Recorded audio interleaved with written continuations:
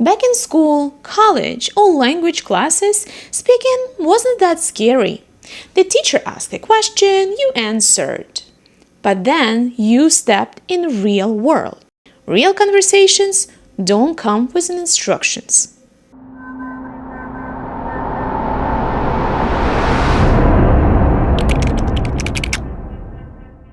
In class, everyone is trying to help you understand. In real life, nobody slows down. People interrupt, they change topics, they use slang, they have different accents. Sometimes they don't say exactly what you expect, and your brain has to keep up with all of that. That's why struggling in conversation doesn't mean your English is bad. It means conversations require completely different skill. Studying helps you learn English. Conversation teach you how to use it. And the only way to get better at conversations is to have more of them. One of the biggest mistakes English learners make is assuming that studying English and speaking English are the same thing.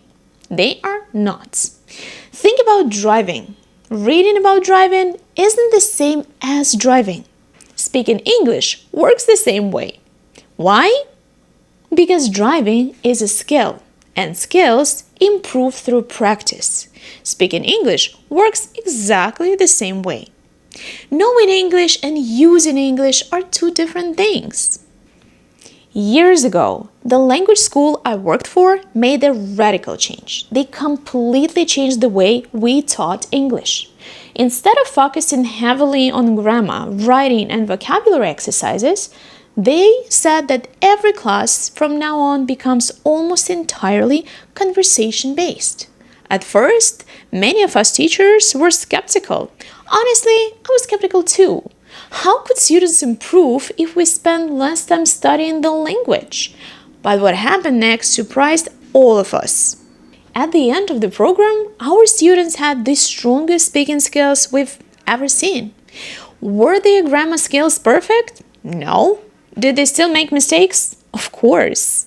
Were some of them weaker writers than students in previous programs? Sometimes.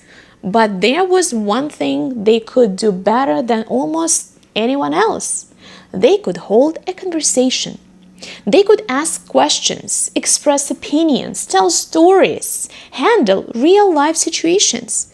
And considering they were living in an English-speaking country, those skills were far more important to their daily lives than knowing another 20 advanced vocabulary words.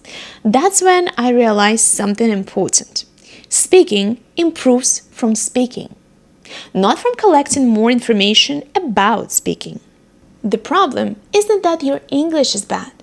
The problem is that most learners spend hundreds of hours studying English and very few hours actually speaking it.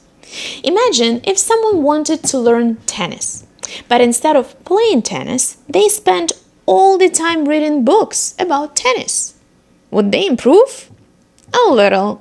Would they become great players? Probably not. Because eventually you have to step onto the court. The same thing happens with English. Eventually you have to start talking. This doesn't mean you should stop studying. Grammar matters. Vocabulary matters. Reading matters as well. But if speaking is your goal, speaking needs to become part of your practice. Even a few minutes a day can make a difference. Talk to a colleague, talk to a friend, talk to yourself. Ask a question. The goal isn't perfection.